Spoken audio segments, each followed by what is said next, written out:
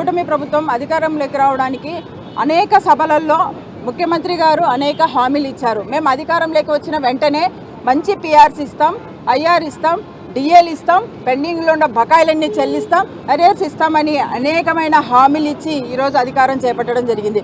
అదేవిధంగా deputy CM గారు పవన్ కళ్యాణ్ గారు కూడా ఒక మాట చెప్పారు, నేను ఒక ప్రభుత్వ ఉద్యోగి బిడ్డను కాబట్టి ప్రభుత్వ ఉద్యోగుల సమస్యలు నాకు బాగా తెలుసు.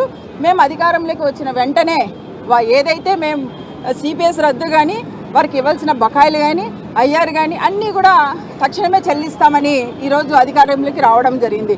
వాళ్ళే కాకుండా మంత్రులు కానీ ఆ నాయకులు కానీ అనేక సభలలో ఎక్కడికి వెళ్ళినా కూడా ఉద్యోగస్తుల సమస్యల గురించి మాట్లాడడం జరిగింది. అధికారంలోకి వచ్చిన వెంటనే మేము తక్షణమే అన్నీ చెల్లిస్తామని చెప్పారు. ఈరోజు 2 సంవత్సరాలైనా కూడా ఏదైతే ఈ ప్రభుత్వానికి ప్రజలు ఓట్లేశారో ప్రజలతో ఓట్లే ఇచ్చింది కూడా ఉద్యోగస్తులే. ఓట్లేసిన ఉద్యోగస్తులకు కూడా ఈరోజు ఈ ప్రభుత్వం వెన్నుపోటు వచ్చిందని నేను ఈ సందర్భంగా తెలియజేస్తున్నాను.